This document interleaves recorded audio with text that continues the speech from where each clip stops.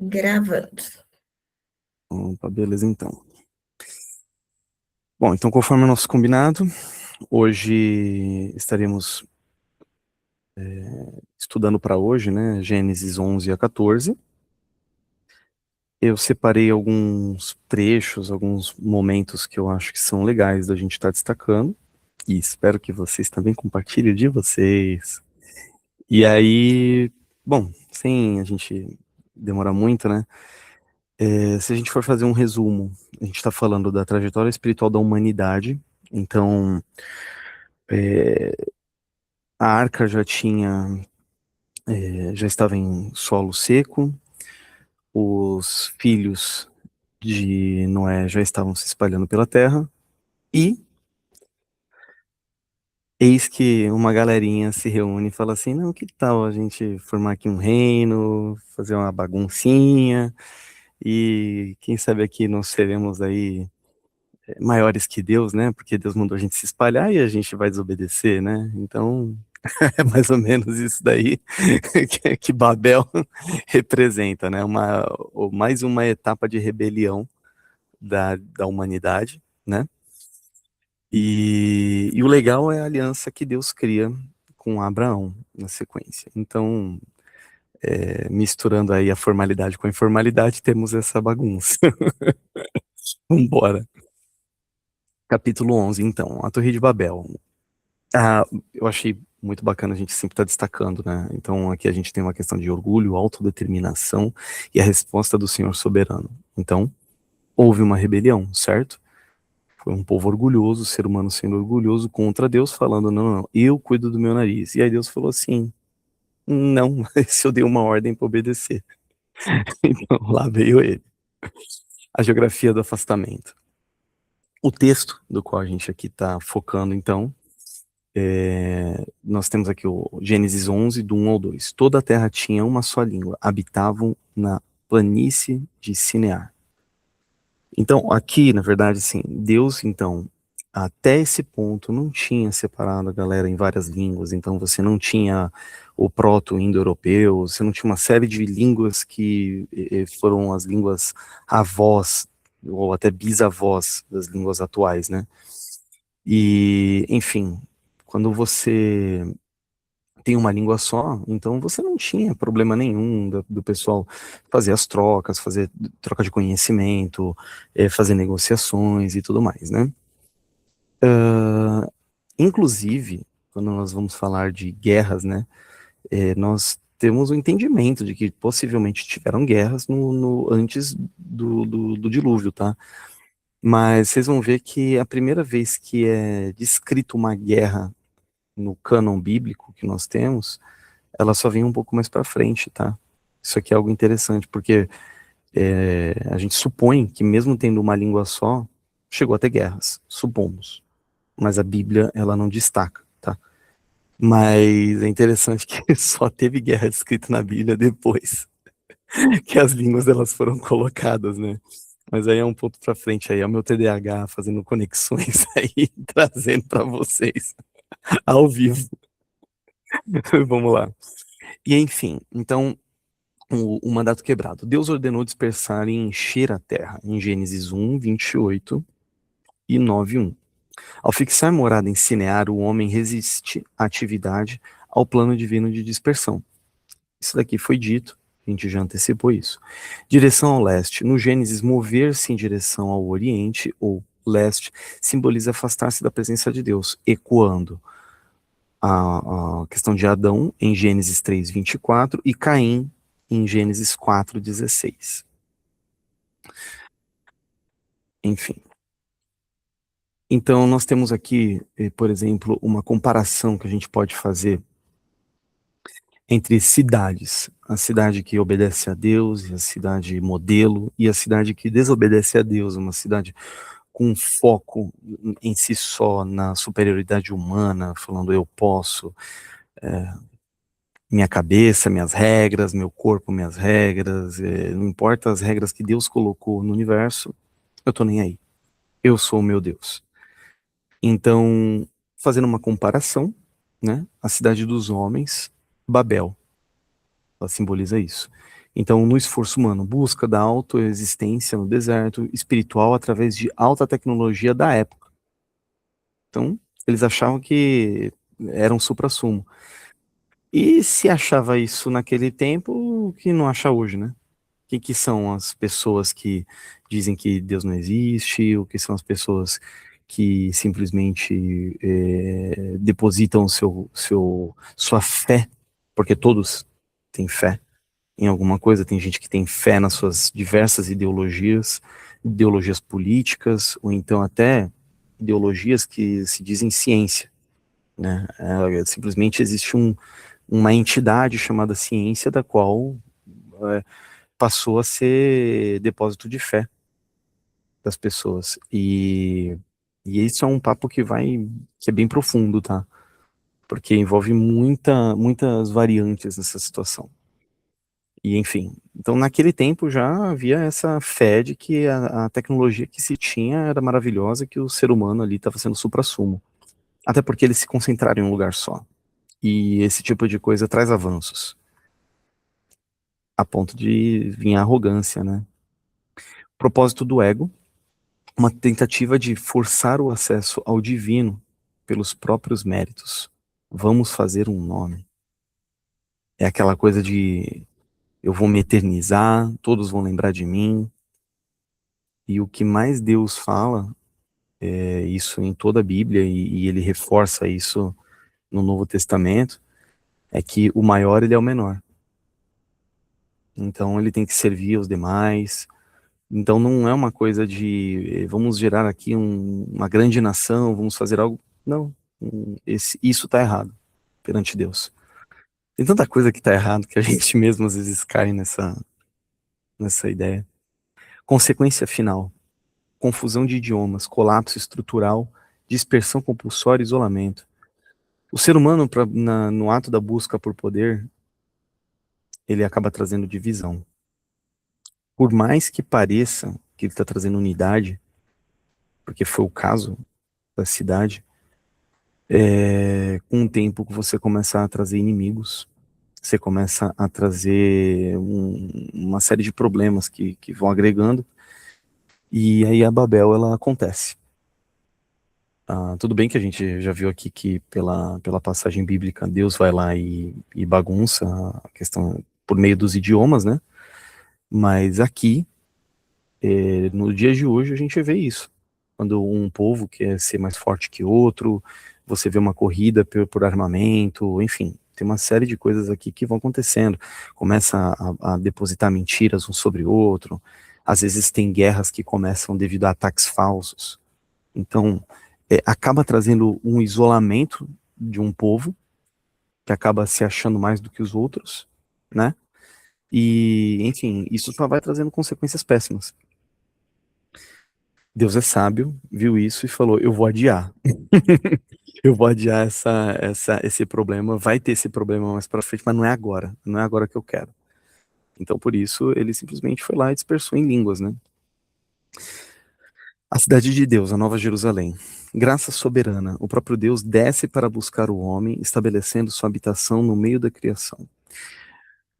A restauração da unidade, cumprindo em Pentecostes, Atos 2, onde a diversidade é harmonizada pelo Espírito Santo. Isso daqui eu quis falar os dois na sequência, porque a graça soberana, isso aqui divide opiniões dentro da questão de teologia, porém tem um ponto que não divide, tá? O homem se descolou de Deus, mas é Deus quem foi atrás do homem, tá? Então isso é uma coisa que não se discute praticamente na teologia, é unânime. Não tem como o homem chegar a Deus, é Deus que chega ao homem. Então não é o meu esforço, não é a minha mentalidade, não é nada disso. É Deus que chega a mim. Impossível você se entregar a Deus se ele não gerou arrependimento no seu coração. Então, a Nova Jerusalém, na verdade, a gente poderia dizer, baseado em todo o cânon, que ela praticamente é formada por pessoas cujo o Espírito Santo convenceu-as, trouxe arrependimento, e elas se entregaram a Deus por meio de Cristo, né? A partir do Novo Testamento e no Antigo Testamento, por meio das pessoas que criam que a providência divina, por meio de um Messias, iria ocorrer, tá? E viviam em busca da obediência, né?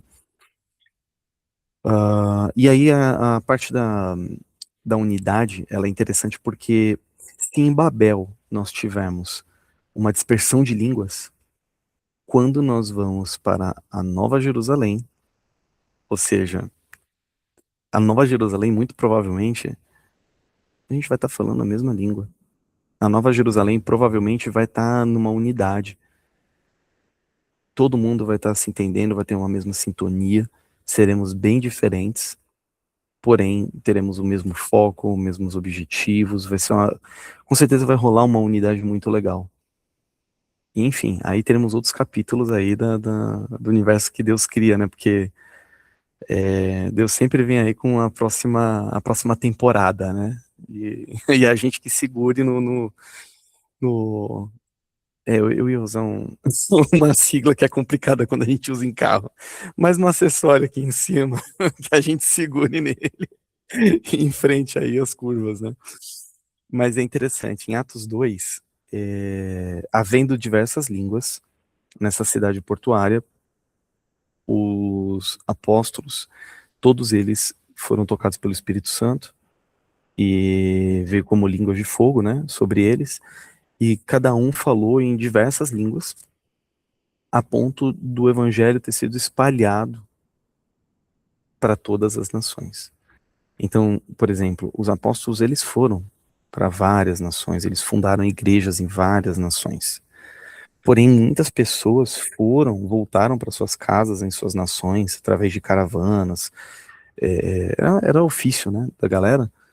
E com certeza disseram o que aconteceu naquele dia, né? Muitas pessoas foram batizadas ali e tal, mas com certeza voltaram para suas nações, levando esse conhecimento, levando esse episódio. É interessante, por exemplo, que quando nós falamos ali que Lucas, quando estava. Lucas não, desculpa. Filipe, quando estava ali andando na carruagem ali com o eunuco, que era um etíope, ele foi lá, explicou para o etíope se batizou, e segundo a igreja da Etiópia, por meio desse etíope, desse eunuco, é que foi fundada a igreja da Etiópia. Então, graças ao evangelismo que ocorreu, porque ele foi trasladado, então o Felipe estava em um ambiente que ele estava evangelizando, tinha sido um evangelismo de sucesso, o anjo simplesmente leva o Felipe para lá, perto do lado do eunuco, ele encontrou, viu que o eunuco estava lendo e resolveu explicar para o eunuco. O eunuco creu, foi batizado, foi para a Etiópia e compartilhou do conhecimento. Então, quantos podem não ter sido como o eunuco, que foram cada um para suas nações e pelo menos não podem não ter fundado igreja, mas pelo menos anunciaram antes mesmo dos próprios apóstolos irem para essas nações. Então, assim, Atos 2 é um ponto muito importante nesse sentido de que Deus ele traz a unidade no meio da Babel. Então, ele cria a Babel e ele desfaz a Babel a hora que ele quiser. E aí é a questão da soberania dele, né? A gente volta para o ponto anterior. O legado eterno, concretizado em Apocalipse 21, cuja estrutura, design e fundamento vem unicamente de Deus. Aí, gente, é papo doido. Mano. Se você olhar lá, por exemplo, quando fala das ruas de ouro, e você vê que o ouro, ele se eu não me engano, tá? Ele é translúcido, cara. Você fala assim, ouro que a gente não tem ideia. Assim, simplesmente nós nunca vimos, né? Enfim, é uma descrição muito bacana que a gente não vai ter que vai ter que ver, né? Não tem nem que ficar acrescentando aqui. Mas se a gente for parar para pensar, você olhar esse design, a estrutura, tudo que Deus está criando ali, compara com uma torre de tijolo cozido. Não dá, né? É humilhante. É humilhante. eu até achei engraçado, né? Que eu acho que o povo que mais tentou chegar perto disso deve ter sido os astecas, né? A galera ali, quando fala da lenda de Eldorado, aquela coisa e tal, mas, meu, na boa, cara, isso aqui é humilhante. Deus é extravagante, né? Ele esfrega na nossa cara. Mas é muito legal. Enfim, pessoal, é muito importante a gente ver essas diferenças, o quanto a soberania de Deus é importante, o quanto as ordens dele são importantes. Ele não leva as ordens dele de qualquer maneira, tá? Se ele declarou, é importante. Se a gente não entendeu, que busquemos sempre perguntar para ele por quê. Até pode ser que ele te responda porque eu quero, e aí fala, ok, vou obedecer, é melhor obedecer. Ou então, ele pode ser que ele te explique o suficiente, o necessário para você seguir. Ele sabe a necessidade do seu coração e é melhor viver na Nova Jerusalém do que viver numa vida em Babel. A gente tenta construir uma vida com tijolos cozidos, às vezes firmado na areia, tá? Então, enfim, acho que daria para ficar muito tempo nisso aqui e eu não vou ficar.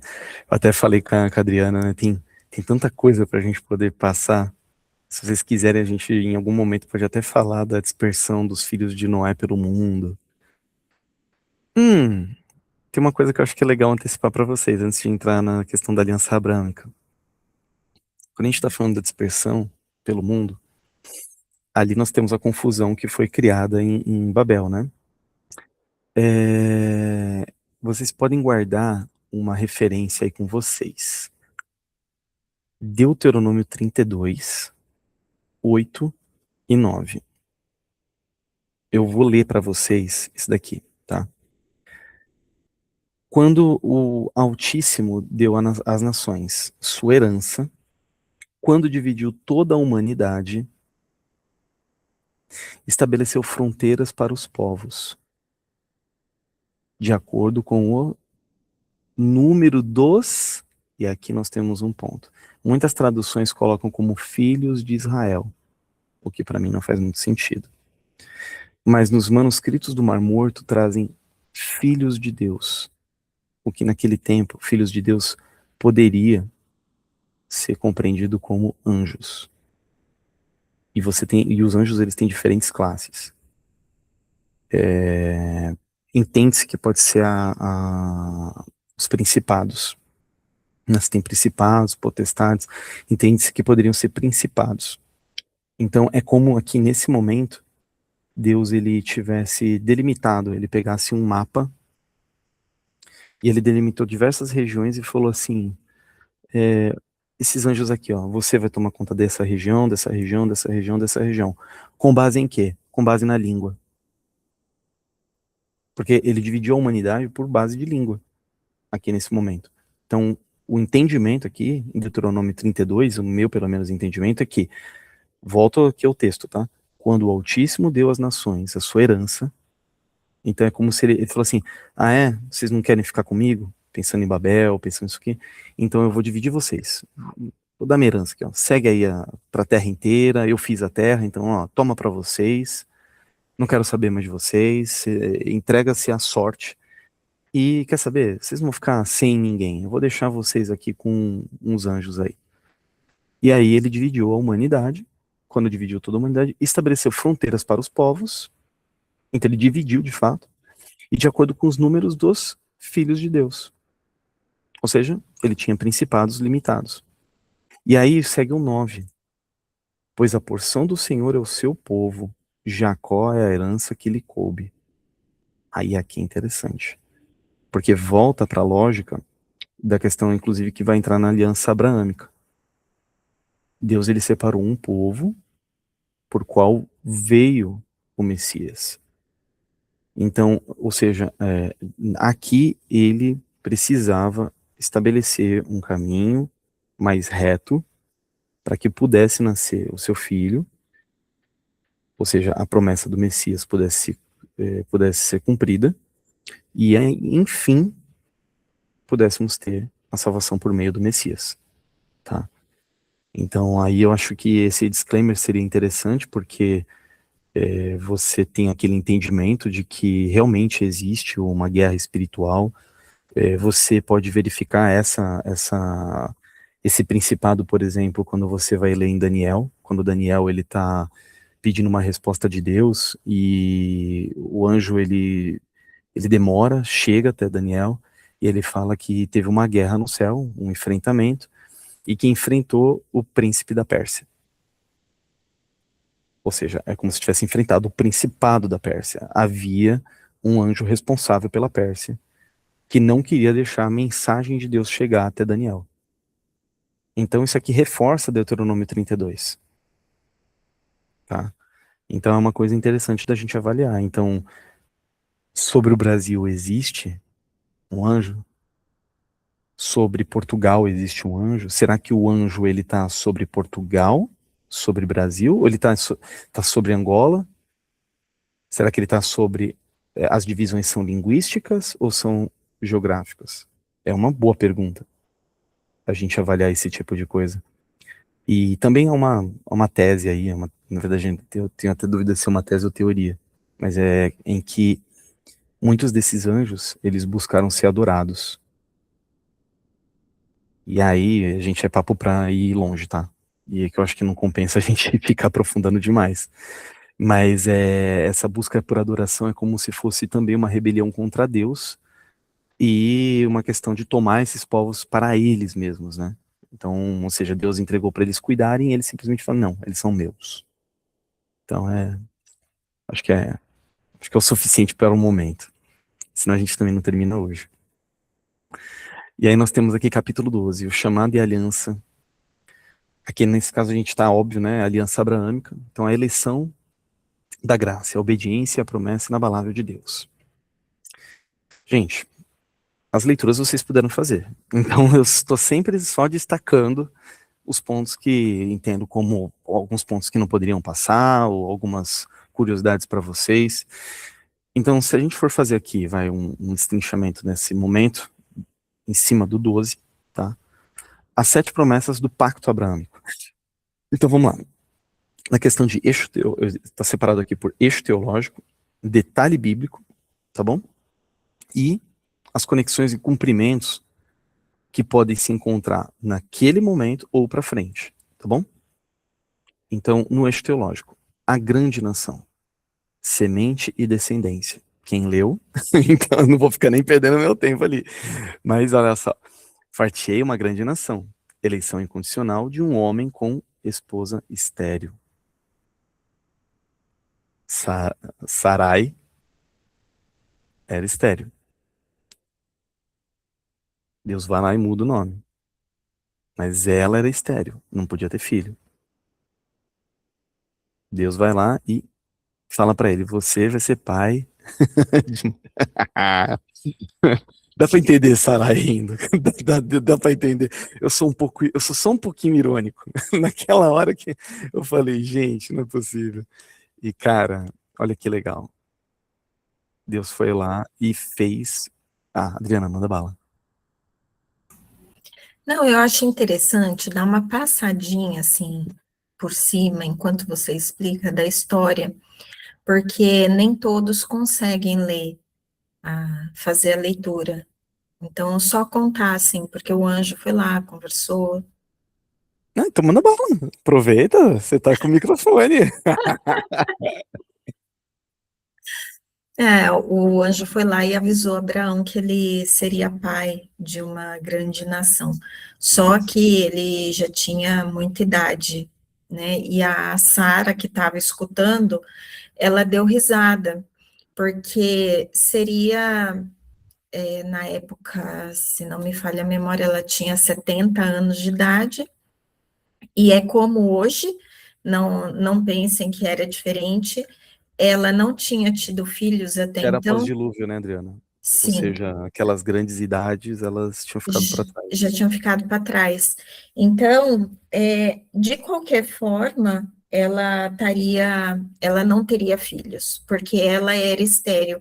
Se ela pudesse, ela ou Abraão também, né? A gente não sabe se, de repente, não era Abraão que era o estéreo. É que Abraão teve filha teve filho, o Ismael, né?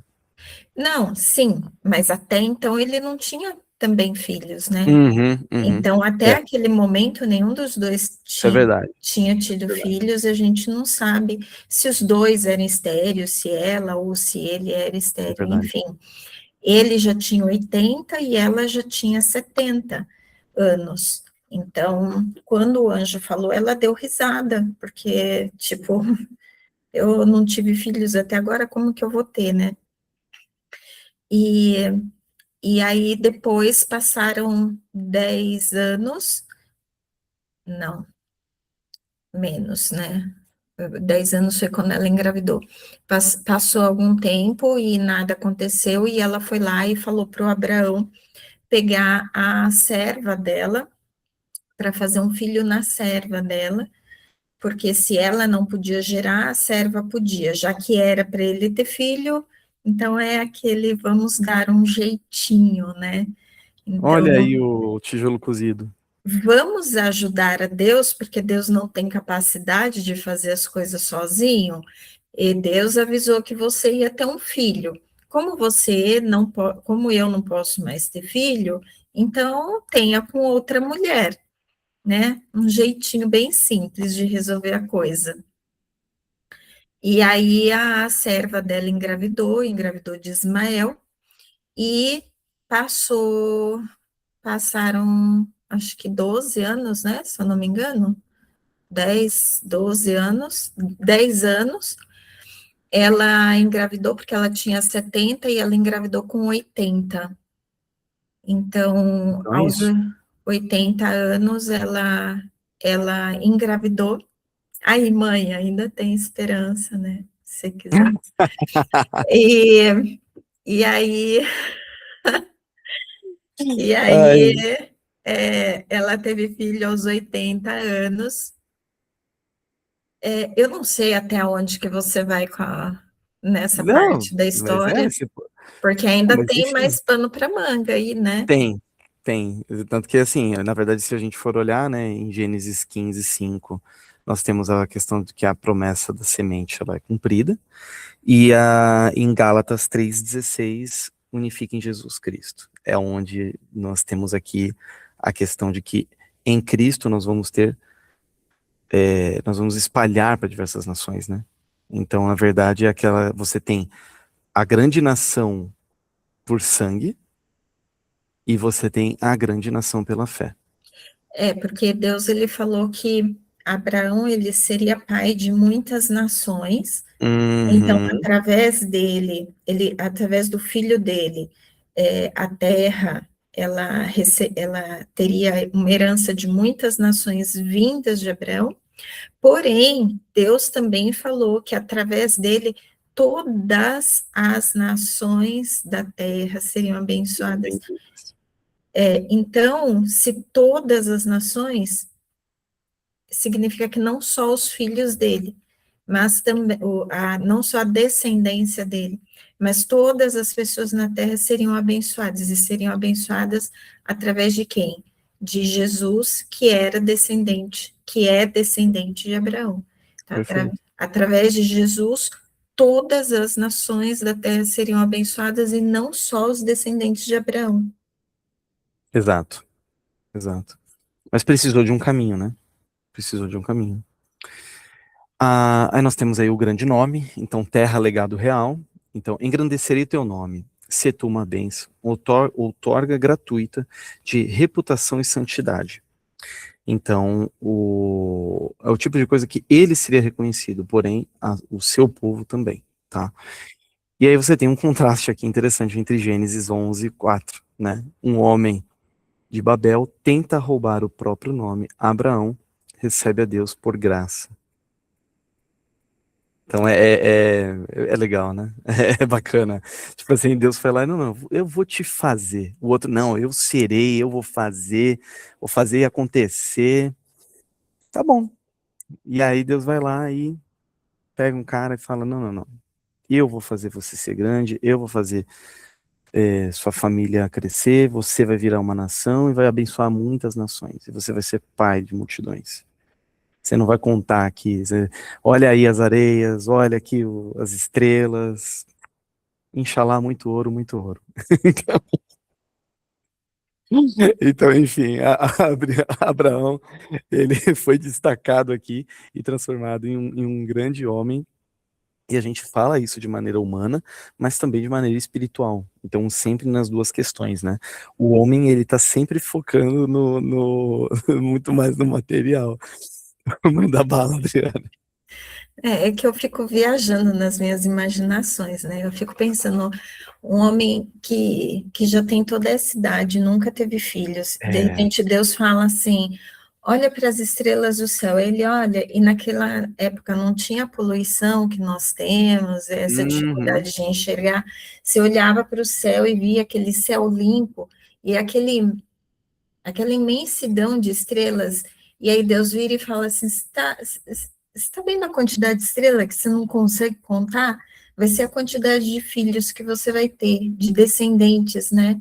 De herança, de pessoas de herança.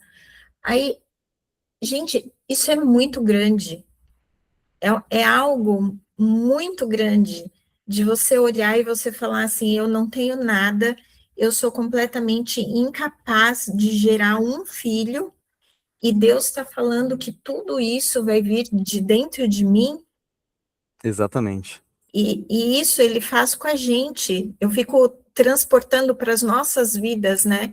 Aquilo que aconteceu na vida dessas pessoas. Então, às vezes, a gente olha para nós mesmos e nós falamos assim: eu sou incapaz de fazer isso, eu sou incapaz de fazer aquilo, eu sou muito pequenininho, eu não tenho capacidade, eu não tenho conhecimento, eu não tenho dom, eu não tenho isso, eu não tenho aquilo.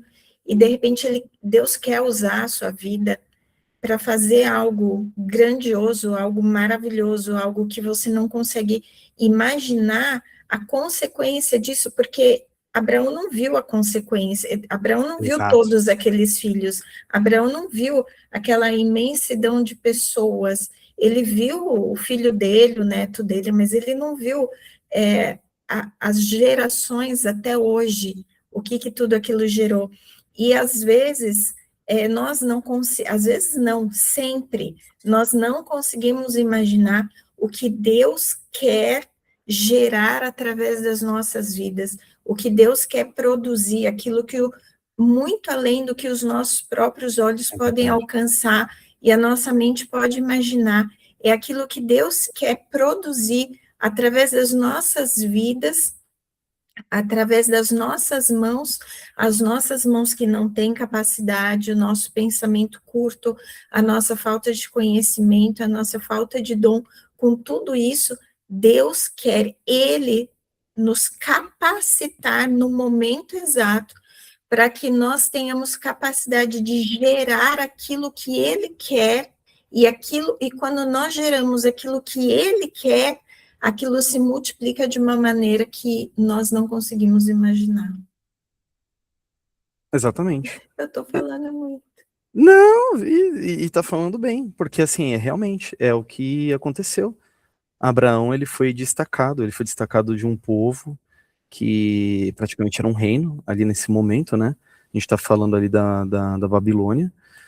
Então, ele foi tirado ali de Ur, né? Então já era um povo conhecido, já era um povo forte, e ele era um cidadão. Ele era um cidadão. Então, quem diria que dele viria uma nação? Quem diria que tudo isso Deus capacitou? Deus capacitou. E é interessante como Deus ele se importa com o lançamento de bases, bases. Então, para ele começar uma nação, ele teve que começar escolhendo um patriarca e teve que fazer com que esse patriarca fosse um exemplo. Então, ele capacitou o patriarca e ele não só, ele demonstrou como ele capacitou o patriarca. Se você percebe, ele errou, ele mentiu, ele já disse que ele omitiu, contou meia verdade, dizia que a sua esposa era sua irmã, era meia-irmã. Então, assim, e aí ele permitiu que um rei se casasse com a sua esposa. Então, assim, aí você vai falar, nossa, ele é perfeito? Não, ele não é perfeito. Mas Deus pegou esse cara imperfeito, que queria obedecer a Deus, que conforme Deus dava as ordens, ele ia lá e falava assim, Senhor, ele barganhava com Deus. Desde o começo, assim, quando o pessoal brinca, o irmão Salim, tudo mais. Bom, Abraão já vai ganhar. Deus, mas se tiver 10 justos, já estava barganhando. Então, assim, tem muita coisa interessante aí, mas se você for olhar, é interessante, porque todo mundo tem ali, todo mundo se identifica em vários aspectos com Abraão, é muito legal, né? Ou, às vezes, é confrontado por Abraão, né? Porque assim, se tem um cara que é bem obedientezinho assim, é Abraão, cara. Muita coisa ali, Abraão simplesmente vai lá e obedece. A gente que vira pai e mãe, assim, né? É, a- cara, quando Deus pede o filho de Abraão, é dureza. Então eu tô aqui, eu tô com a fotinha do meu filho do meu lado aqui, eu fico olhando e falo, gente, não dá, isso aqui não dá. É bem, mas enfim, não vou ficar aqui, senão a gente vai se perder. Então, e aí a questão da bênção universal, missão global. Então, quando Deus ele separou Abraão, não foi uma coisa para ser somente para aquele povo. Não foi somente para ser da genética dele. Foi uma missão global. Então, seguindo o destaque bíblico de entre Gênesis ali 12 do 2 ao 3, em ti serão benditas todas as famílias da terra, origem do plano de redenção mundial, que a gente está falando lá de Jesus Cristo, né? Então, Gálatas 3:8, Paulo identifica essa declaração como o evangelho anunciado por antecipação. Então a missão já estava clara. Deus tinha mandado os seres humanos se espalharem, fizemos a bagunça de Babel. Aí ele falou: quer saber? Vamos espalhar isso aqui. Só que ao mesmo tempo que eu vou espalhar vocês, eu vou fazer aqui um plano da hora. Separar um cara legal, uma história bacana. Vão tentar derrubar esse povo, vão tentar fazer uma série de coisas. Eles também vão errar pra caramba. Mas a missão, o evangelho vai ficar intacto. Vamos ter, todas as gerações vão ter o conhecimento, porque ele garante, ele guardou o conhecimento dele em diversas gerações, ele poupou diversos dos profetas, ele manteve nações, nações que muitas vezes salvaram Israel mesmo dominando Israel, porque às vezes se viesse outra nação, Israel talvez não existisse mais, e assim foi. E quando a gente fala Israel, a gente está falando do povo, tá? Talvez o povo não existisse mais. Então tem muita coisa que Deus foi lá e por providência divina. Às vezes a gente acha que, ai, poxa, quando um povo é invadido por outro, tá, Deus permitiu. E o que que teve depois disso? Será que na verdade não era melhor uma invasão do que outra coisa? É complicado, gente. Às vezes a gente reclama de Deus por algumas coisas que acontecem na nossa vida, que parecem ser péssimas e tudo mais, e depois elas trazem uma consequência da qual Deus ele extrai bênção de coisas que a gente identifica como complicadas, vai, ou sensíveis. Fidelidade na crise, altar e o Egito. Fé ativa na escassez. Abraão habita em terra hostil, construindo altares que representam posse espiritual e adoração em meio aos pagãos.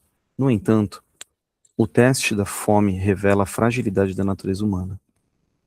Os altares em Betel, de Betel. Espaço geográfico, espiritual, de dependência absoluta, comunhão e invocação do Senhor.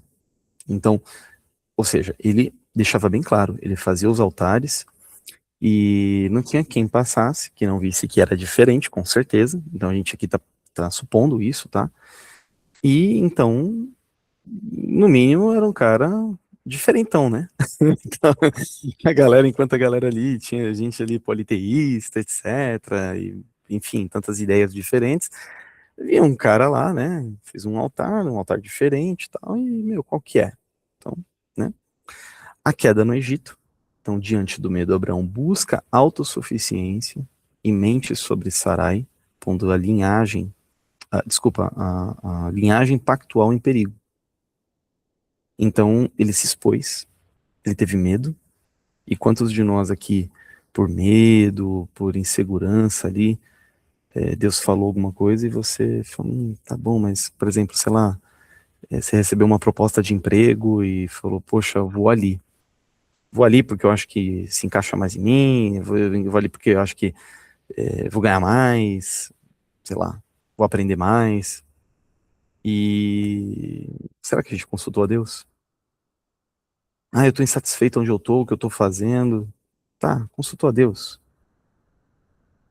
É uma boa pergunta. E às vezes a galera passa por cima das coisas, né? E, enfim, ele passou. Então, ou seja, até Abraão passou o carro em cima da situação e foi para Israel. E foi para o Egito. Soberania protetora. Deus intervém contra o faraó. A aliança é preservada pela fidelidade de Deus e não do homem. E aí a gente pode observar isso, né, em 2 Timóteo 2,13. Então, assim, enfim, Deus ele intervém nas situações, mas a gente tem que tomar cuidado, porque cada uma dessas situações, elas geram consequências. Então, mesmo Deus intervindo, a nossa, a nossa desobediência ou nossa maneira freestyle de tomar decisões, às vezes trazem consequências das quais a gente não deseja, tá? Ainda seguindo, então, capítulo 13, escolhas e caminhos. A sabedoria do desapego de Abraão diante da ambição visual de Ló. Então aqui é bem interessante, né? Teve o momento em que os servos de Ló e de Abraão começaram a se desentender, etc. Então até então eles estavam convivendo juntos, prosperando juntos, tinha-se a noção de o que pertencia a quem e tudo mais, né? Até porque Abraão, quando saiu de Ur, Ló quis ir junto. Eles se davam bem, gostavam do outro, e falaram, meu, vamos lá, vai. No mínimo, o Ló também devia estar cansado, para não dizer outra palavra, outra expressão. Devia estar cansado de onde ele estava e falou, mano, vamos lá, vai. Vamos junto. Porém, teve um momento que fica difícil, né? E isso aqui também é importante para nossa vida, tá? Abraão estava com um objetivo, estava focado em Deus, cara, enfim, ele estava numa visão. E Ló não estava na mesma. Ele devia respeitar muito Abraão, ele devia até cultuar a Deus mesmo, mas ele não tinha o mesmo propósito que Abraão e ele não tinha a mesma entrega que Abraão. Isso está claro. Está claro justamente pelas tomadas de decisão de cada um. Abraão sabia que por onde ele fosse, Deus ia abençoar. Ló tomava as decisões com base no que ele via. Então, olhando aqui, né? Desprendimento, pacificação e generosidade, coisas que a gente pode ver em Abraão. Isso aqui, vocês vão poder ver isso aqui em diversos momentos, tá? Então vamos lá. Ele abriu mão do direito, mesmo sendo primogênito e herdeiro da promessa, cedeu a escolha a Ló por o amor à paz. Então tinham ali duas regiões. E aí ele chegou para Ló e falou assim: escolhe aí. Uma era mais desértica, a outra tinha pastos verdejantes, coisa maravilhosa, linda e tal. Aí Ló falou: é sério? Você deixa essa escolha para mim? Então tá bom. E aí ele vai lá e foi aqui, ó, pela atração visual. Ele ergue os olhos e vê a campina fértil de Jordão, comparando-a falsamente ao jardim do Senhor. E aí ele foi lá para os pastos verdejantes. Mal sabia ele do futuro, né? Mas lá foi ele. Então aqui, conforme eu comentei antes para vocês, Ló está guiado pela cobiça dos olhos, né? Então ele olha o que? Imediatismo, materialismo, compromisso terreno. Então, sempre que a gente olhar para nós mesmos, não significa que a gente não deva dar valor às ferramentas que Deus dá, os materiais que Deus dá. Dinheiro é um material, uma ferramenta que a gente deve utilizar, mas não deve ser um fim. A gente não deve buscar a qualquer custo. Não devemos ser imediatistas. Então, ou seja, tem que tomar muito cuidado com isso aqui. Eu tô parecendo mais com Abraão nesse sentido, ou eu tô parecendo mais com Ló? É uma boa pergunta quando a gente está começando a olhar assim essas pessoas e refletindo na nossa vida, sabe? Então, as aparências enganam. né? Quem diria? Quem anda comigo na rua e olha assim e fala, quem é esse maluco? Ele vai explodir? Se eu quiser a distância de alguém, eu simplesmente grito aquilo que os caras gritam quando vão explodir, né? Então, você deixa a galera simplesmente correr. Mas enfim, tirando brincadeira aqui à parte, é bom saber aqui as diferenças, tá? Segurança teocêntrica. Deus sabia que por onde ele fosse, Deus ia abençoar. Abraão sabia que por onde ele fosse, Deus ia abençoar. Então sabia que seu futuro estava guardado por Deus e não na qualidade física da terra. Aí nós temos aqui a aproximação perigosa. Aí é caso de Ló. Move suas tendas paulatinamente até Sodoma, ignorando a corrupção moral local. Você entra no ambiente, percebe as pessoas falando coisas que te incomodam, que vão contra a sua moral, que vão contra a sua ética. Ah, mas não faz mal. Ah, mas não faz mal. Ah, fazer o quê? Não tem problema. E daqui a pouco, se você não tomar cuidado, você é mais um, tá? Tenda e altar. A gente volta para Abraão. Estabelece-se em Hebrom, lugar de aliança, e edifica um altar de restauração divina. Ele continua focando em Deus. Ele faz as coisas do seu dia a dia. Trabalha, achando, tendo fé de que Deus vai cuidar dele. Deus vai prover. E aí Ló abandona o estilo peregrino. Troca as tendas e o altar por uma casa fixa em integração ao sistema mundano. Antigamente ele ficava nos pastos, ele criava o gado, tal. Daqui a pouco ele já entrou na cidade.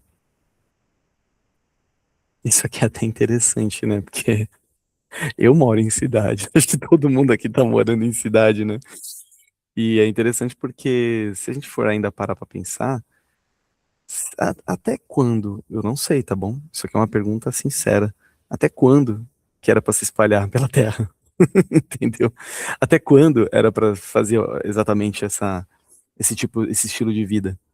E aqui, por exemplo, ele simplesmente abandonou essa dependência de Deus. Ele, não, eu vou pra onde acontecem as coisas, eu vou na cidade. Então ele foi se rendendo, se rendendo, se rendendo e ele começou a falar todes, né? Aí nós vamos aqui para capítulo 14. Guerra e sacerdócio. E aqui entra aquela parte que eu estava comentando para vocês sobre o primeiro momento que nós vemos que a Bíblia fala sobre um combate após, pelo menos, o dilúvio, tá?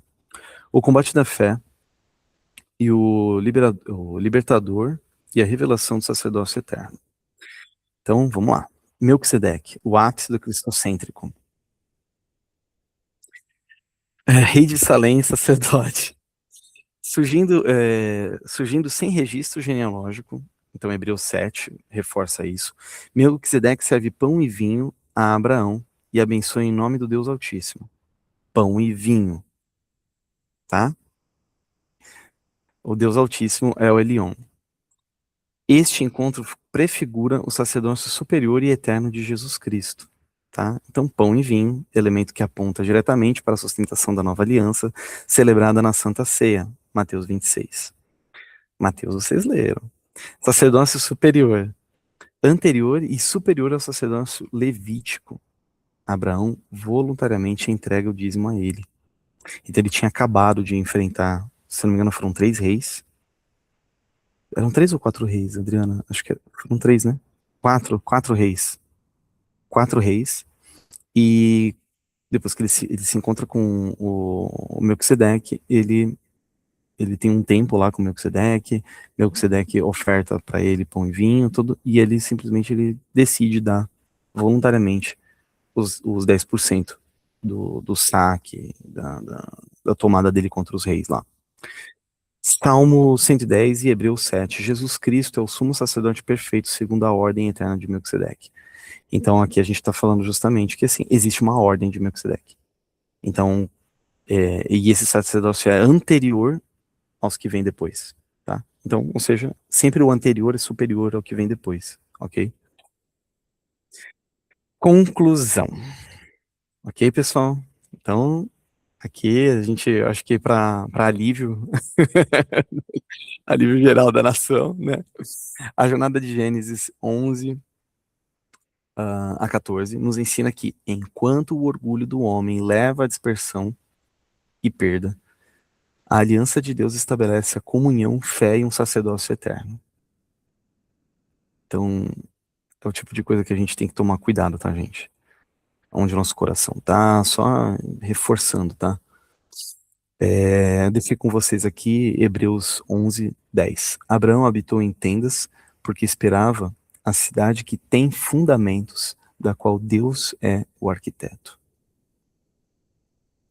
Então, Abraão sabia que Deus ia prover. Ele não sabia que o nome era Nova Jerusalém, mas ele sabia que aquilo a qual Deus fosse direcionar ele seria, enfim, incalculável. Não daria nem para fazer qualquer comparação com tecnologia na época. Tá bom, pessoal?